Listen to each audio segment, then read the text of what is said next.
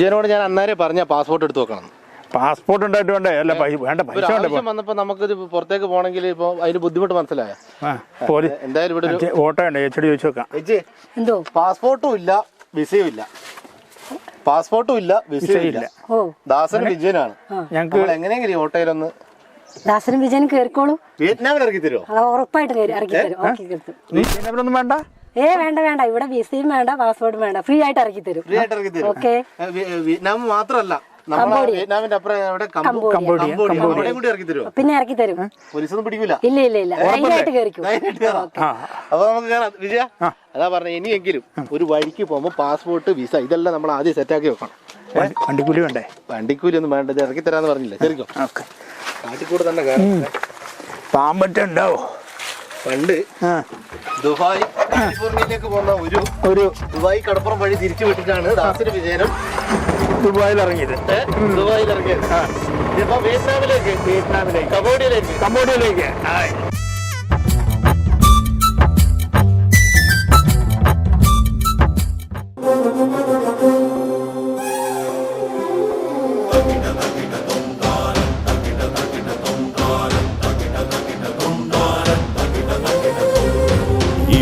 ഇവിടെ ഈ മണ്ണിൽ സമരചരിതമോരോന്നിൽ ഉയരു ചിതറി വീണീടും മഹിത മനുജരേ.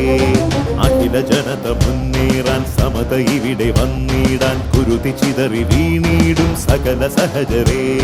ജീവൻ ബലിയേകും രക്തസാക്ഷികൾ, ധീരം മൃതി തേടും രക്തസാക്ഷികൾ. തുടരുമീ വഴികളിൽ വിടരുമീ സ്മരണയിൽ അനുദിനം സഹജരേ വന്ദനം. ഇവിടെ ഈ മണ്ണിൽ സമരചരിതമോരോന്നിൽ ഉയരു ചിതറി വീണീടും മഹിത മനുജരേ. അങ്ങനെ ദാസനും വിജയനും പാസ്പോർട്ടില്ല, വിമാനത്തിൽ കയറിയില്ല, കപ്പലിൽ കയറിയില്ല. നമ്മളിതാ ഇപ്പോൾ വിയറ്റ്നാമിൽ എത്തിയിരിക്കുകയാണ്. വിയറ്റ്നാമിൽ പാസ്പോർട്ട് ഒന്നും ഇല്ലാതെ ഞങ്ങളിവിടെ എത്തിയല്ല വിജയ? ഞങ്ങൾ വളരെ അപ്രതീക്ഷിതമായതാണ്. വിയറ്റ്നാമും കംബോഡിയൊക്കെ ഒന്ന് സന്ദർശിക്കാൻ ഒരു സാഹചര്യം നമുക്ക് കിട്ടിയിരിക്കുകയാണ്. നമ്മുടെ ഈ നടുക്ക് നിൽക്കുന്ന ആളാണ് നമ്മുടെ വിയറ്റ്നാമിന്റെ സ്ഥാനാർത്ഥി. തീപാർന്ന പോരാട്ടമാണ് ഇവിടെ നടക്കുന്നത്. ഔദ്യോഗിക നെയിം പുരുഷോത്തമൻ KB എന്നാണ്. നമ്മളെ ഇവിടെയുള്ള നാട്ടുകാരൊക്കെ വിളിക്കുന്നത് ഉത്തമേട്ടൻ എന്നാണ്. ഞങ്ങളും അങ്ങനെ തന്നെയാണ്, ഉത്തമേട്ടനാണ് ഞങ്ങളുടെ പ്രിയപ്പെട്ട ഉത്തമേട്ടനാണ്. അപ്പോൾ ദാസന്റെ വിജയന്റെയും പ്രിയപ്പെട്ട ഉത്തമേട്ടനാണ്. ഉത്തമേട്ട, എങ്ങനെയുണ്ട് നമ്മുടെ ഇലക്ഷന്റെ പ്രചരണവും കാര്യങ്ങളൊക്കെ? ഇത് നമ്മളെ സംബന്ധിച്ചിടത്തോളം ഇത് വിയറ്റ്നാമാണ്. എങ്ങനെയുണ്ട് ഇവിടുത്തെ പോരാട്ടത്തിന്റെ ഒരു ചൂട്? ഇലക്ഷൻ പ്രചരണത്തിന്റെ ഒരു അവസാന ലാപ്പാണിപ്പോൾ. അതിൻ്റെ പ്രചരണത്തിൻ്റെ ഒരു ചൂടും ഒരു ആവേശത്തോടു കൂടി പോവുകയാണ്. 9-ാം തീയതിയാണ് കൊട്ടിക്കലാശം നടത്തുന്നത്. കൊട്ടിക്കലാശം പൊതുവെ വാർഡിൻ്റെ ഉള്ളിൽ കേന്ദ്രീകരിച്ചുകൊണ്ടുള്ള പ്രവർത്തകരെ സംഘടിപ്പിച്ചുകൊണ്ടുള്ള കൊട്ടിക്കലാശമാണ് ഇവിടെ നടത്തുന്നത്. അതോടൊപ്പം തന്നെ ഞങ്ങളെ സംബന്ധിച്ചിടത്തോളം ഇടതുപക്ഷ ജനാധിപത്യ മുന്നണിയുടെ സ്ഥാനാർത്ഥിയായാണ് ഞാനിവിടെ മത്സരിക്കുന്നത്. ഇത് LDFിൻ്റെ സിറ്റിംഗ് സീറ്റാണ് വിയറ്റ്നാം എന്ന് പറയുന്നത്. വളരെ സന്തോഷത്തോടു കൂടിയാണ്. കാരണം പാസ്പോർട്ടും വിസയും ഇല്ലാതെ കാൽനടയായി വിയറ്റ്നാമിലും കംബോഡിയയിലുമൊക്കെ എത്തി വോട്ടഭ്യർത്ഥിക്കുക എന്ന് പറയുന്നത് വളരെ സന്തോഷത്തോടു കൂടി ആവേശത്തോടു കൂടിയാണ്. കമ്മ്യൂണിസ്റ്റ് പാർട്ടിയുടെ ഒരു പൈതൃകം ഉൾക്കൊണ്ടുകൊണ്ടുള്ള ഈ വിയറ്റ്നാമിനകത്ത് നിന്ന് തികഞ്ഞ വിജയപ്രതീക്ഷയാണ്. LDFിൻ്റെ സിറ്റിംഗ് സീറ്റാണ്. നേരത്തെ ഇടതുപക്ഷ ജനാധിപത്യ മുന്നണി കഴിഞ്ഞ 5 വർഷക്കാലം ഇവിടെ നടത്തിയ വികസന പ്രവർത്തനങ്ങളുടെ തുടർച്ചയ്ക്ക് വേണ്ടിയാണ് ഞങ്ങൾ വോട്ട് ചോദിക്കുന്നത്. പ്രവർത്തകരുടെ ആവേശത്തോടു കൂടി സ്ഥാനാർത്ഥിയോടൊപ്പം വന്ന് ഒരു ആവേശം ഉണ്ടാക്കി നല്ല തിളക്കമാർന്ന ഒരു വിജയം സമ്മാനിക്കുന്നതിന് വേണ്ടിയിട്ടുള്ള തിരക്കിലാണ് ഇടതുപക്ഷ ജനാധിപത്യ മുന്നണിയുടെ പ്രവർത്തകർ. ഇവിടെ കാണാൻ നമുക്ക് പുറകിൽ വളരെ ശക്തമായ ആവേശത്തോടെ അണികൾ ഉത്തമേട്ടന്റെ പിന്നിലുണ്ട്. അതാണ് ഉത്തമേട്ടന്റെ ശക്തി. ഉത്തമേട്ടന്റെ ശക്തി അതാണ് വിയറ്റ്നാമിന്റെ ശക്തി അല്ലേ? ആ ശക്തി വിജയത്തിലേക്ക് എത്തട്ടെ എന്ന് ഞങ്ങൾ ആശംസിക്കുകയാണ്. ഒപ്പം ഞങ്ങൾ ഈ പ്രചരണ ഘട്ടം എത്ര ഘട്ടം പിന്നിട്ടു, എങ്ങനെയുണ്ട് ഇപ്പം പുതു പ്രചരണ രീതികൾ എന്ന് പറഞ്ഞാൽ പഴയ നമ്മുടെ സാമ്പ്രദായിക രീതികളൊക്കെ പിന്നിട്ട് സമൂഹ മാധ്യമങ്ങളിലൂടെയുള്ള പ്രചരണത്തിലേക്ക് എത്തിക്കഴിഞ്ഞു. ഈ കംബോഡിയയിലും വിയറ്റ്നാമിലും ഒക്കെ എങ്ങനെയുണ്ട് ഉത്തമേട്ടന്റെ പുതിയ പ്രചരണ തന്ത്രങ്ങളൊക്കെ? പുതിയ പ്രചരണ തന്ത്രങ്ങൾ സോഷ്യൽ മീഡിയയിലുള്ള പ്രചരണങ്ങൾ ഒരു ഭാഗത്ത് നടക്കുകയാണ്. പക്ഷേ ഞങ്ങളെ സംബന്ധിച്ചിടത്തോളം ഞങ്ങളുടെ പ്രവർത്തകർ വീടാന്തരങ്ങൾ സോഷ്യൽ മീഡിയയും ഉണ്ട്, അതോടൊപ്പം തന്നെ അതിനോട് ചേർത്ത് വെച്ചുകൊണ്ട് തന്നെ വീട് വീടാന്തരം കയറി വോട്ട് അഭ്യർത്ഥനകളും സ്ഥാനാർത്ഥി അഭ്യർത്ഥനകളും സ്ലിപ്പുകളും മോഡൽ ബാലറ്റ് പരിചയപ്പെടുത്തുന്നത് ഉൾപ്പെടെയുള്ള പ്രവർത്തനങ്ങൾ ആവേശത്തോടു കൂടി നടത്തി വരികയാണ്. സോഷ്യൽ മീഡിയ ഒരു ഭാഗത്ത് അതിൻ്റെ പ്രവർത്തനം നടക്കുന്നുണ്ട്. നല്ല ആവേശത്തോടു കൂടി തന്നെയാണ്. പ്രത്യേകിച്ച് ഞാൻ പറഞ്ഞല്ലോ, വിയറ്റ്നാം എന്ന് പറയുന്ന ഒരു രാജ്യത്ത് കാൽനടയായി വന്ന് വോട്ടഭ്യർത്ഥിച്ച് അവിടുത്തെ പാവപ്പെട്ട ജനങ്ങൾ, എപ്പോഴും തീർത്തും സാധാരണക്കാരായ ജനങ്ങൾ അവരോടൊപ്പം ചേർന്ന് നിന്ന് പ്രവർത്തിക്കാൻ കഴിയുന്നു എന്നുള്ളതാണ് 40 വർഷക്കാലത്തെ ഒരു പൊതുപ്രവർത്തനത്തിൻ്റെ ഇടയിൽ ഇവർക്ക് എന്നെ സുപരിചിതമാണ്. ഇവിടുത്തെ നാട്ടുകാർക്ക്, വിയറ്റ്നാമിലെയും കംബോഡിയയിലെയും നാട്ടുകാർക്ക് എന്നെ സുപരിചിതരാണ്. അതോടൊപ്പം തന്നെ എനിക്കും അവരെ സുപരിചിതരാണ്. അപ്പോൾ അതുകൊണ്ട് തന്നെ വലിയ പരിചയപ്പെടുത്തലിൻ്റെ ആവശ്യം വരുന്നില്ല. ആളുകൾ പരിചയം പുതുക്കൽ മാത്രമാണ് നടത്തുന്നത്. ആവേശത്തോടു കൂടിയുള്ള പ്രവർത്തനങ്ങളാണ്. എന്തായാലും തികഞ്ഞ വിജയപ്രതീക്ഷയാണ് നടക്കുന്നത്. തീർത്തും പണക്കൊഴുപ്പുകളൊന്നുമില്ലാതെ ഞങ്ങളെ സംബന്ധിച്ചിടത്തോളം ഞങ്ങളുടെ പ്രവർത്തകർ ആളുകളെ സമീപിക്കുമ്പോൾ തീർത്തും സാധാരണക്കാരായ, പ്രത്യേകിച്ച് സമൂഹത്തിൻ്റെ ഏറ്റവും അടിത്തട്ടിൽ കിടക്കുന്ന ജനവിഭാഗങ്ങൾ, അവരാണ് ഇവിടുത്തെ വോട്ടർമാർ. അവർ നെഞ്ചോട് ചേർത്ത് വെച്ച് അവർ സ്നേഹവും കരുതലും തരുന്നു എന്നുള്ളത് തന്നെ ഞങ്ങളെ സംബന്ധിച്ചിടത്തോളം വലിയ സന്തോഷകരമാണ്. സന്തോഷകരമായ വാർത്ത അല്ലേ? അടിപൊളി, ഗംഭീരം. അപ്പോൾ ഉത്തമേട്ടാ, ഇത് നമ്മുടെ ഈ ഒരു വിയറ്റ്നാം, കംബോഡിയ എന്നൊക്കെ പറയുന്നത് നമ്മൾ ആറള ഫാം, പുനരധിവാസ മേഖല, അതുപോലെ തന്നെ വനാതിർത്തിയൊക്കെ പങ്കിടുന്ന ഒരു സ്ഥലം കൂടി ആയതുകൊണ്ട് നമ്മളിവിടെ ജീവിക്കുന്നവർ കാർഷിക മേഖലയെ ആശ്രയിച്ച് ദിവസ തൊഴിലൊക്കെ പോയി കുടുംബം പോറ്റുന്നവരൊക്കെയാണ്. അപ്പോൾ ഈ വന്യമൃഗ ശല്യമൊക്കെ ഇവിടെ വളരെ രൂക്ഷമായിട്ട് നടക്കുന്ന സാഹചര്യങ്ങളുണ്ട്. ഒരുപാട് വാർത്തകളൊക്കെ മാധ്യമങ്ങളിലൊക്കെ വരാറുണ്ട്. ഉത്തമേട്ടൻ്റെ ഒരു കാഴ്ചപ്പാട് ചെയ്യാറുണ്ട്. ഉത്തമേട്ടൻ്റെ ഒരു കാഴ്ചപ്പാടിൽ എന്തൊക്കെയാണ് വന്യമൃഗ ശല്യം തടയാനുള്ളത് നമുക്ക് ഇവിടെ ചെയ്യാൻ വേണ്ടി സാധിക്കും? ഇത് ഈ വിയറ്റ്നാം വാർഡ് എന്ന് പറയുന്നത് ഏതാണ്ട് ഒരു 14 കിലോമീറ്ററോളം വനാതിർത്തിയോട് ചേർന്ന് വന്യമൃഗശല്യം ഏറ്റവും അതിരൂക്ഷമായി നേരിടുന്ന പ്രദേശമാണ് ഇവിടുത്തെ കർഷകർ. അപ്പോൾ അതുകൊണ്ട് തന്നെ ഇപ്പോൾ കുറേ വനംവകുപ്പിൻ്റെ ഭാഗത്തു നിന്ന് കുറേ ഇടപെടലുകളൊക്കെ, റെയിൽ ഫെൻസിങ് തുടങ്ങിയ കാര്യങ്ങളൊക്കെ ചെയ്യുന്നുണ്ട്. പക്ഷേ ഞങ്ങളെ സംബന്ധിച്ചിടത്തോളം എൻ്റെ ഒരു അഭിപ്രായം എന്ന് പറയുന്നത് കേന്ദ്ര നിയമം കൊണ്ടുവരണം. കാരണം ഈ വനവുമായി ബന്ധപ്പെട്ടുകൊണ്ട് കേന്ദ്ര നിയമം ഭേദഗതി ചെയ്തെങ്കിൽ മാത്രമേ കർഷകർക്ക് അനുകൂലമായ ഒരു ഇത് കിട്ടുള്ളൂ. ഇപ്പം കേരള വനം വകുപ്പ്, കേരള ഗവൺമെൻറ് ഒരു നിയമം കൊണ്ടുവന്നത്, അതായത് ജനങ്ങൾക്ക് ഉപദ്രവകരമാകുന്ന വന്യമൃഗങ്ങളെ വെടിവെച്ച് കൊല്ലുന്നതിന് വേണ്ടിയിട്ടുള്ള കേരള നിയമസഭയിൽ പാസ്സാക്കി. പക്ഷേ അത് ഗവർണർ ഒപ്പിട്ട് അതിൻ്റെ അംഗീകാരം ആര് കൊടുക്കണം? കേന്ദ്ര പരിസ്ഥിതി മന്ത്രാലയം കൊടുക്കണം. അങ്ങനെ കൊടുത്തെങ്കിൽ മാത്രമേ നിയമം നടക്കില്ല. ഞങ്ങളുടെ അഭിപ്രായം, ജനങ്ങൾക്ക് ഉപദ്രവകരമാകുന്ന വന്യമൃഗങ്ങളെ വെടിവെച്ച് കൊല്ലുക തന്നെ വേണം. ഇവിടുത്തെ കർഷകരെ സഹായിക്കുന്നതിന് വേണ്ടി ഒരുപാട് കാട്ടാനി ഉൾപ്പെടെ, കുരങ്ങ്, മാന് ഉൾപ്പെടെയുള്ള വന്യമൃഗങ്ങൾ നിത്യവും വന്ന് ഇവരുടെ ഉറക്കം കെടുത്തുകയാണ്. അതോടൊപ്പം തന്നെ കാർഷിക വിളകൾ നശിപ്പിക്കുകയാണ്. അപ്പോൾ കർഷകർ വലിയ ബുദ്ധിമുട്ടിലാണ്. അപ്പോൾ അതുകൊണ്ട് തന്നെ ആ കർഷകരെ സഹായിക്കുന്നതിന് വേണ്ടി കേരള ഗവൺമെൻറ് ഇപ്പോൾ നിയമസഭയിൽ പാസ്സാക്കിയിട്ടുള്ള വന്യമൃഗങ്ങളെ വെടിവെച്ച് കൊല്ലണമെന്നുള്ള ആ നിയമത്തിന് കേന്ദ്രം അംഗീകാരം നൽകുകയും ഇവിടുത്തെ കർഷകരെ സഹായിക്കുകയും വേണം. അത് നിറവേറ്റി കിട്ടുന്നതിന് വേണ്ടി ഏതൊരറ്റം വരെയും ജനപ്രതിനിധി എന്നുള്ള നിലയിൽ ഏതറ്റം വരെയും പോകാൻ തയ്യാറാണ്. അപ്പോൾ അതിന് പോവുക തന്നെ ചെയ്യും. ഉത്തമേട്ടൻ പറഞ്ഞു 40 വർഷത്തെ പൊതുപ്രവർത്തനം എന്ന് പറഞ്ഞു. അതിലൊക്കെ ഉപരി ഒരു മാധ്യമ പ്രവർത്തകനാണ്. അതേപോലെ പറഞ്ഞ പോലെ ഇതിനു മുമ്പ് ജനപ്രതിനിധി ആയിട്ടുണ്ട്. ഇതിലൊക്കെ ഈ ഒരു അനുഭവ പരിചയം വെച്ച് എന്താണ് നമ്മുടെ ഈ പുതു വോട്ടർമാർ, നമ്മുടെ സമൂഹത്തിൽ കുറേ പുതു വോട്ടർമാരുണ്ട്, അവരൊക്കെ നമ്മുടെ ജനാധിപത്യത്തോടെ ഒരു പിന്തിരിഞ്ഞ മനോഭാവം പല സാഹചര്യങ്ങളിലും നമ്മൾ കണ്ടെത്താറുണ്ട്. എന്താണ് നമ്മുടെ പുതു തലമുറയുടെ ഇത്രയും എക്സ്പീരിയൻസ്, 4 പതിറ്റാണ്ടത്തെ എക്സ്പീരിയൻസ്, മുൻപ് ജനപ്രതിനിധിയായിട്ടുണ്ട്, അതിലുപരി ഒരു മുതിർന്ന മാധ്യമപ്രവർത്തകൻ കൂടിയാണ്. അപ്പോൾ അദ്ദേഹത്തിന് ആ നിലയിൽ ഉത്തമേട്ടന് ഒരു വ്യക്തമായ കാഴ്ചപ്പാട് ഈ വിഷയത്തിൽ ഉണ്ടാകുമെന്ന് ഞാൻ പ്രതീക്ഷിക്കുന്നു. പുതുതലമുറയോട് ആവശ്യപ്പെടാനുള്ളത്, നമ്മുടെ അവകാശമാണ് വോട്ട്. ഈ ഒരു സമ്മതിദാന അവകാശം എന്ന് പറയുന്നത് നമ്മുടെ മൗലിക അവകാശമാണ്.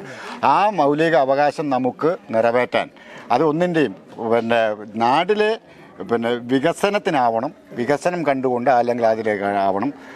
സോഷ്യൽ മീഡിയയിൽ കാണുന്ന അഭിപ്രായങ്ങളോട് ആയിരിക്കരുത്, മറിച്ച്. കാരണം ഇപ്പോഴത്തെ പുതുതലമുറ എന്ന് പറയുന്നത് ഏറ്റവും കൂടുതൽ സോഷ്യൽ മീഡിയയെ ഇത് കണ്ട് ഇതൊന്നും അറിയാത്ത ആൾക്കാരാണ്. പക്ഷെ അവരോട് പറയാനുള്ളത്, നാടറിയണം, നാട്ടാരെ അറിയണം. അങ്ങനെ അറിഞ്ഞ് അവരുടെ സമ്മതിദാനാവകാശം നിറവേറ്റണം. വികസനത്തിന് വികസനം ആരാണ് കൊണ്ടുവരുന്നത്, ആ ഒരു നിലയിൽ ഒരു ഇടപെടലും കരുതലും പുതുതലമുറയ്ക്ക് ഉണ്ടാവണമെന്ന്. മാധ്യമപ്രവർത്തകൻ എന്നുള്ളതിൽ ഞാനിപ്പോൾ 40 വർഷക്കാലമായി ഞാൻ ഈ പൊതുപ്രവർത്തന രംഗത്ത് നിറഞ്ഞേക്കുന്നു. പിന്നെ 6ാമത്തെ തവണയാണ് ഇപ്പോൾ മത്സരിക്കുന്നത്. ഒരു തവണ ഗ്രാമപഞ്ചായത്തിൻ്റെ വികസനകാര്യ സ്റ്റാൻഡിംഗ് കമ്മിറ്റിയുടെ ചെയർമാനായി ഇവിടെ പ്രവർത്തിക്കാൻ ജനപ്രതിനിധി എന്നുള്ള അവസരം വിട്ട് അപ്പോഴും മാധ്യമമാണ് എന്നെ ഈ നിലയിൽ എത്തിച്ചതിന് മാധ്യമപ്രവർത്തകൻ എന്നുള്ള നിലയിൽ എന്നെ വലിയ സ്വാധീനം ചെലുത്തിയിട്ടുണ്ട്. ഞാനിങ്ങനെ പൊതുപ്രവർത്തകനാവാനും ഒക്കെയുള്ളത്, മുഴുവൻ സമയ പ്രവർത്തകനൊക്കെ ആവാൻ മാധ്യമങ്ങൾ എനിക്ക് തന്നിട്ടുള്ള സപ്പോർട്ടാണ് ഒരുപക്ഷെ ഞാൻ ഇങ്ങനെ നിറഞ്ഞു നിൽക്കാൻ, ഈ പൊതുസമൂഹത്തിൽ ഇങ്ങനെ നിറഞ്ഞു നിൽക്കാൻ കാരണമായിട്ടുള്ളതാണ്. അതുകൊണ്ട് തന്നെ ഒരു മാധ്യമപ്രവർത്തകനാവാനും എനിക്ക് കഴിഞ്ഞു എന്നുള്ളതിൽ വളരെയേറെ സന്തോഷിക്കുന്ന ഒരു വ്യക്തിയാണ് ഞാൻ. വ്യക്തമായ രാഷ്ട്രീയമുണ്ടെങ്കിൽ പോലും വാർത്തകളായി എപ്പോഴും ജനങ്ങളിലേക്ക് എത്തിക്കാൻ ഉത്തമേട്ടൻ വളരെ ശ്രദ്ധാലുവായിരുന്നു എന്നുള്ളത് ആരും പറയാതെ തന്നെ നമുക്കറിയാം. 4 പതിറ്റാണ്ടത്തെ ചൈത്ര യാത്ര തുടർന്നുകൊണ്ടിരിക്കുകയാണ്. അപ്പോൾ ഉത്തമേട്ടനോട് സിമ്പിളായിട്ടൊരു കാര്യം കൂടി ചോദിക്കാം. ഉത്തമേട്ടൻ, നമ്മുടെ ഈ വിയറ്റ്നാം, കംബോഡിയ എന്ന് പറയുന്ന ഇതൊക്കെ സാധാരണക്കാരായ കൂലിപ്പണി എടുക്കുന്നവരൊക്കെ ജീവിക്കുന്ന ഒരു മേഖലയാണ്. ഒരു 10-65-70ഓളം കുടുംബങ്ങളുണ്ട് അല്ലേ? അപ്പോൾ ഇവരെല്ലാം കൂലിപ്പണി എടുത്ത് ജീവിക്കുന്നവരാണ്. അപ്പം ഒരു മെമ്പറായി നമ്മൾ തിരഞ്ഞെടുക്കപ്പെട്ട് വരികയാണെങ്കിൽ ഈ കുടിൽ വ്യവസായം പോലെ ഈ നമ്മൾ ഈ കുടുംബശ്രീ, അതുപോലെ തന്നെ തൊഴിലുറപ്പ്, അങ്ങനെ ഇവിടുത്തെ കുടുംബങ്ങൾക്ക് ആശ്വാസകരമായിട്ടുള്ള വ്യവസായ സംരംഭങ്ങൾ എന്തെങ്കിലും മനസ്സിൽ പ്ലാൻ ചെയ്തിട്ടുണ്ടോ? തീർച്ചയായും. കാരണം തൊഴിലുറപ്പ് പദ്ധതി ഇത് ഒരു ഉന്നതിയാണ്. വിയറ്റ്നാമിൻ്റെ ഈ നമ്മൾ നിൽക്കുന്ന പ്രദേശം ഒരു ഉന്നതിയാണ്. ആ ഉന്നതിക്കകത്ത് 200 ദിവസം തൊഴിൽ ദിനം കൊടുക്കുക എന്ന് പറയുന്നത് നമ്മൾ ഗ്രാമപഞ്ചായത്ത് എടുത്തിട്ടുള്ള ഒരു ദൃഢനിശ്ചയമാണ്. അത് നിറവേറ്റിക്കൊണ്ടുപോകാൻ, അത് തുടർന്ന് കൊണ്ടുപോകാനും, അതോടൊപ്പം തന്നെ ഇവിടെ സാംസ്കാരിക നിലയവും അതോടൊപ്പം ഇവിടെ വലിയ ഒരു mini stadium advocate P Santhosh Kumar MP യുടെ ഫണ്ട് ഉപയോഗിച്ചുകൊണ്ട് ഇവിടെ നിർമ്മിക്കുന്നുണ്ട്. അപ്പോൾ അതിൻ്റെ കാരണം ഒരുപാട് സ്പോർട്സ് പരമായിട്ടൊക്കെ നല്ല കഴിവുള്ള ഇതുകളാണ്. കുടുംബശ്രീ ശക്തിപ്പെടുത്തുന്നതിന് വേണ്ടി ഉള്ള പദ്ധതികൾ നമ്മൾ ആവിഷ്കരിക്കുന്നുണ്ട്. അപ്പോൾ അതിൻ്റെയൊക്കെ ഒരു തുടർച്ചയാണ് ഇവിടെ നടക്കുന്നത്. ഇപ്പം നിലവിൽ ഇടതുപക്ഷ ജനാധിപത്യത്തിന് വേണ്ടി നടക്കുന്നത് അതിൻ്റെയൊക്കെ തുടർച്ചയാണ്. അതോടൊപ്പം തന്നെ ഇവിടെ ഇവരുടെ സുഖത്തിലും ദുഃഖത്തിലും ഇവരുടെ സ്നേഹത്തിലും കരുതലിലും എപ്പോഴും ഇവരോടൊപ്പം ഉണ്ടാകുമെന്നുള്ളതാണ് ഏറ്റവുമായി എനിക്ക് ഇവർക്ക് കൊടുക്കാനുള്ള ഒരു ഉറപ്പ്. അല്ലാതെ വലിയ വാഗ്ദാനങ്ങളൊക്കെ നൽകിക്കൊണ്ട് നമ്മൾ അത് ചെയ്യാം ഇത് ചെയ്യാം, ഇവിടെ വിയറ്റ്നാമാണ്, കംബോഡിയാണ്, അതുകൊണ്ട് ഇവിടെ വിമാനത്താവളം ഉണ്ടാക്കാമെന്നൊന്നും പറഞ്ഞതുകൊണ്ട് കാര്യമില്ല. ഇവരുടെ സ്നേഹവും കരുതലും കരുതി ഇവരുടെ സുഖത്തിലും ദുഃഖത്തിലും എപ്പോഴും ഇവരോടൊപ്പം ഒരു സാധാരണക്കാരനായി ഉണ്ടാകുമെന്നുള്ള ഉറപ്പാണ് ഈ അവസരത്തിൽ ഇവർക്ക് കൊടുക്കാനുള്ളത്. എങ്കിലും കംബോഡിയാണ്, ഒരു ഹെലിപ്പാടെങ്കിലും ഉണ്ടാക്കാം. അതെല്ലാം പോട്ടെ, നമ്മൾ വളരെ സിമ്പിളായിട്ട് ഇനി വളരെ നമ്മുടെ ടൈം നമ്മൾ വൈൻഡപ്പ് ചെയ്യേണ്ട സമയങ്ങളിലോട്ട് എത്തുകയാണ്. ഒരു ചെറിയ ചോദ്യം കൂടെ. 40 വർഷത്തെ പൊതുപ്രവർത്തനം എന്നൊക്കെ പറയുമ്പോൾ അതിന് ചോദ്യത്തിന് വലിയ പ്രസക്തി ഇല്ലെങ്കിലും കുടുംബത്തിലെ ഭാര്യയുടെ മക്കളുടെ ഒക്കെ സപ്പോർട്ട് ഒരു 2 വാക്കിൽ. തീർച്ചയായും ഞാൻ പറഞ്ഞല്ലോ, 40 വർഷത്തിനിടയിൽ എൻ്റെ ഇങ്ങനെ ഇറങ്ങാൻ ഈ പൊതുസമൂഹത്തോടൊപ്പം തന്നെ എൻ്റെ കുടുംബവും സപ്പോർട്ട് ചെയ്തുകൊണ്ടാണല്ലോ എനിക്കിങ്ങനെ മുഴുവൻ സമയം പൊതുപ്രവർത്തനമായി നടക്കാൻ കഴിഞ്ഞത്. മക്കളാണെങ്കിലും മക്കളിപ്പോൾ ഇലക്ഷൻ പ്രചരണത്തിൽ എന്നോടൊപ്പം ഇതുണ്ട്. ഭാര്യ പിന്നെ അങ്ങനെ ഇറങ്ങാറില്ല, എന്നാലും അവിടെ ഇതൊക്കെ ഇത് ചെയ്യാറുണ്ട്. അവരുടെയൊക്കെ സപ്പോർട്ട് കൊണ്ടാണ് ഇതുണ്ട്. 4 മക്കളാണ് എനിക്ക് ഇതുള്ളത്. ഒരു മോള് ഒരു 2-3 വർഷം മുമ്പേ എന്നെ വിട്ടു പിരിഞ്ഞു പോയി. ബാക്കി 3 മക്കളാണ്. ഇരട്ട കുട്ടികളുടെ അച്ഛൻ കൂടിയാണ്. ഇരട്ട കുട്ടികളുടെ 2 ഇരട്ട കുട്ടികളാണ്. അപ്പോൾ അവരുടെ എല്ലാം സപ്പോർട്ട് എനിക്ക് ഉണ്ട്. അവരോട് എന്നെ പിന്നിൽ അവർ അണിനിരക്കുന്നുണ്ട്. അവരുടെ സപ്പോർട്ടാണ് എന്നെ ഇത്രയും ഇവിടെ വരെ എത്തിച്ചത്. അവരുടെയും കൂടി. എന്താണ് നമ്മൾ വോട്ടർമാരോട് പറയാനുള്ളത്? വോട്ടർമാരോട്, പ്രിയപ്പെട്ട വോട്ടർമാരെ, ഞാൻ നിങ്ങളിൽ ഒരുവനായ എനിക്ക് നിങ്ങളുടെ സമ്മതിദാനാവകാശം 11-ാം തീയതി ഈ പോളിംഗ് തുടങ്ങുമ്പോൾ എൻ്റെ വോട്ടർ വാലറ്റ് പേപ്പറിലെ വാലറ്റ് യൂണിറ്റിലെ നമ്പർ എന്ന് പറയുന്നത് 1ാമത്തെ നമ്പറാണ്. എൻ്റെ പേര് അതിനകത്തുണ്ടാകുക. എന്നെ ഉത്തമൻ എന്നാണ് അറിയപ്പെടുന്നതെങ്കിലും എൻ്റെ റിക്കാർഡിക്കൽ പേര്, വോട്ടർ പട്ടികയിലെ പേര് KB പുരുഷോത്തമൻ എന്നാണ്. അപ്പോൾ ആ പുരുഷോത്തമൻ എന്നാണ് പേര് വോട്ടർ ബാലറ്റ് യൂണിറ്റിനകത്തുണ്ടാവുക. അപ്പോൾ അരിവാളും ധാന്യക്കതിരുമാണ് എൻ്റെ തിരഞ്ഞെടുപ്പ് അടയാളം. ആ തിരഞ്ഞെടുപ്പ് അടയാളത്തിൽ നിങ്ങൾ എൻ്റെ വോട്ട് രേഖപ്പെടുത്തി എന്നെ വിജയിപ്പിച്ചാൽ ഞാൻ നേരത്തെ പറഞ്ഞതുപോലെ തന്നെ നിങ്ങളുടെ സ്നേഹവും കരുതലും വാങ്ങി നിങ്ങളോടൊപ്പം നിങ്ങളിലൊരുവനായി എന്നും നിങ്ങളോടൊപ്പം ഉണ്ടാകുമെന്ന് ഉറപ്പ് ഞാൻ നൽകുകയാണ്. അപ്പോൾ ഉത്തമേട്ട, എല്ലാവിധ ആശംസകളും ദാസന് വിജയന് നേരുകയാണ്.